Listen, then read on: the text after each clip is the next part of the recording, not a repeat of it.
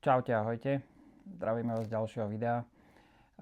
Dnes to bude trošku o mikinách a všetci, ktorí máte radi také fajnové mikinky, tak môžete pozerať ďalej.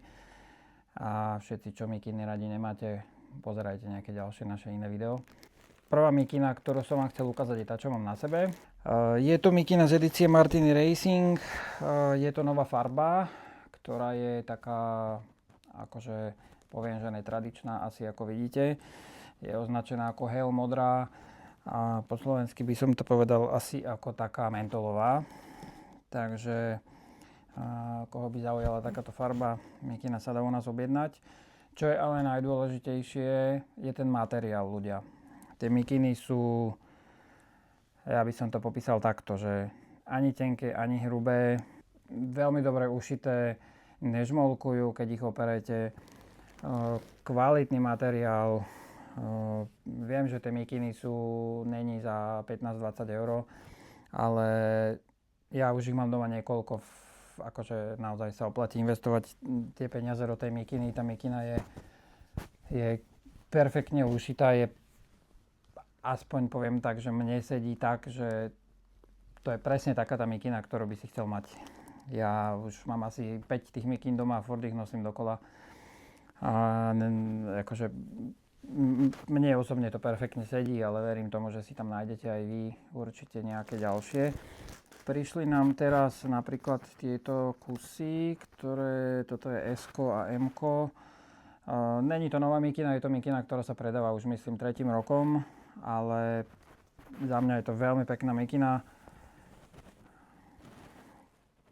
ktorá je s kapucou samozrejme, ale hovorím ešte raz, ten materiál, to je jednoducho niečo úžasné. Tie mikiny sú perfektne ušité, perfektného výrobcu, pravdepodobne má na to párko dodávateľa. Nevyťahajú sa, nevybledne farba, hovorím ešte raz, nežmolkujú. Tie mikiny sú skrátka úžasné, ako ja si to fakt neviem vynachváliť, takže kto by ste chceli, máme čiernu, momentálne S-ko, M-ko. Máme XL-kovú ešte Martini Racing, tam má na chrbte vyšitý taký krásny pásik. Ukážem takto na kameru. Toto je ten istý typ mikiny.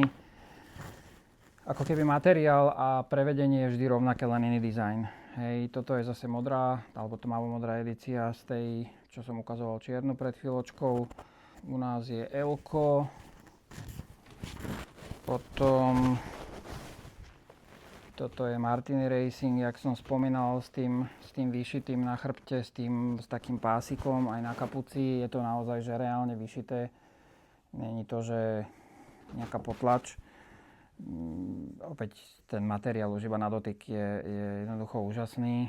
Takže vpredu je taká ako keby čistá a zase je taká zaujímavá z chrbtovej strany. Toto je XL-ko, čo je u nás. A potom tu máme ešte jednu mikču, toto je taká bezkapucová. Kto nemáte radi kapucu, tak možno tento štýl, taký polozips. Takto sa dá rozopnúť. Zase poviem, ten materiál je jednoducho úžasný, takže toto je taká bielo-modrá verzia, takisto vyšívané veci na rukávoch. Vpredu vyšité, toto spárko, všetko je vyšívané. Tieto pásiky, nič tu není potlačené, takže nič, čo by sa odlupovalo, odpadávalo a tak ďalej, všetko je vyšité. Keby teda ste chceli fakt, že mega mikinku, tak silno odporúčam. Ďakujeme za video, čaute.